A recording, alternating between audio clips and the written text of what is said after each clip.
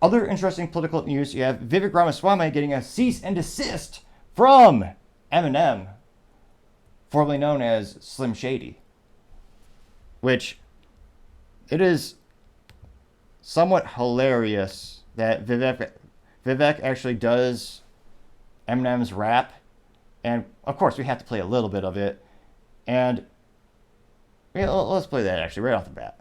So this is him at a rally, and perhaps you got to, in terms of marketing, political chessboard, you gotta appeal to the youth these days.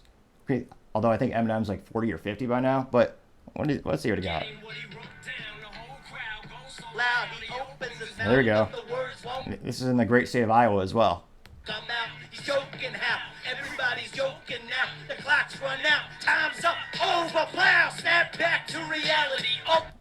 The crowd is actually liking this. They're very excited, and there goes gravity, oh, there goes gravity, choke. He's so mad, but he won't give up that easy, oh. He won't laugh, but he knows his own back that he's ropes. His own back that he's ropes. He don't laugh, but he's ropes. He's so sad that he knows when he is really having fun right here. Now, marketing, I give him a C- because he didn't suit up. He's in a polo. Granted, perhaps he's trying to relate to the constituents, but I would always say the most important events, if you're in front of people, a real man always suits up. Goes back to this mobile home, that's what to the left, big yo, this old rap, so you better go capture this moment and hope it don't catch. Lose yourself in the music, the moment. There's like a white gal in her 50s doing the fist pump. She is very into this. Very excited.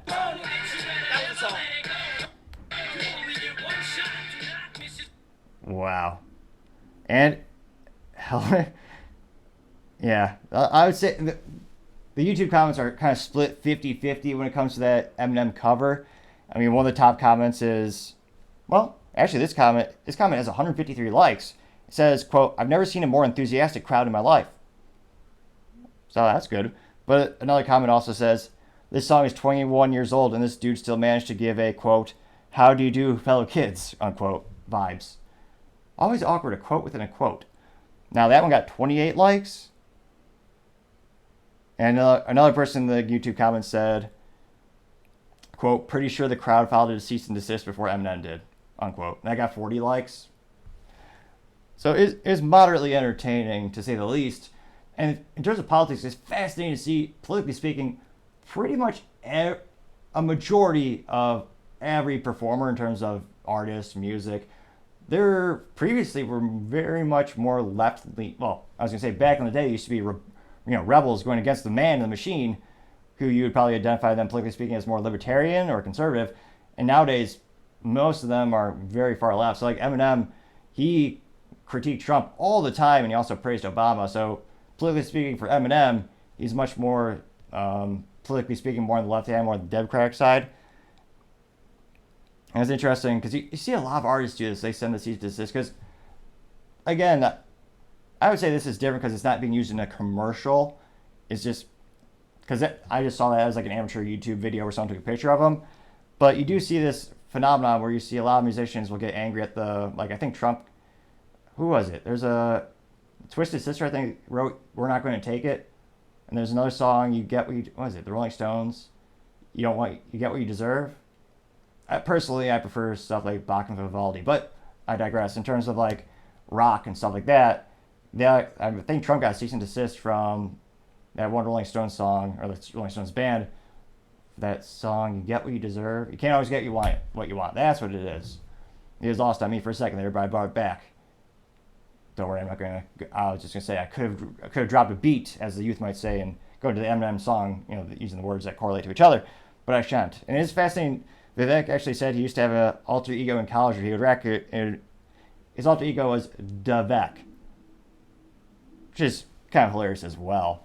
So it'll be interesting to see. He continues to use social media to his advantage. He's doing a lot of podcasts, not just mainstream podcasts of channels that most people know, but I'd say a lot of boutique and very specific podcasts. There's a couple that he's done for the Second Amendment. He went on Collision Noir earlier, and he even went on, Bill Maher's podcast. So he's getting a good diversity of media outlets.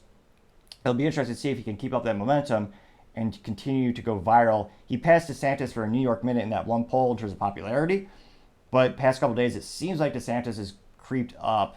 Although a lot of people haven't heard too much from DeSantis, but it'll be interesting to see which one is really going to be the long-term winner. Time shall tell.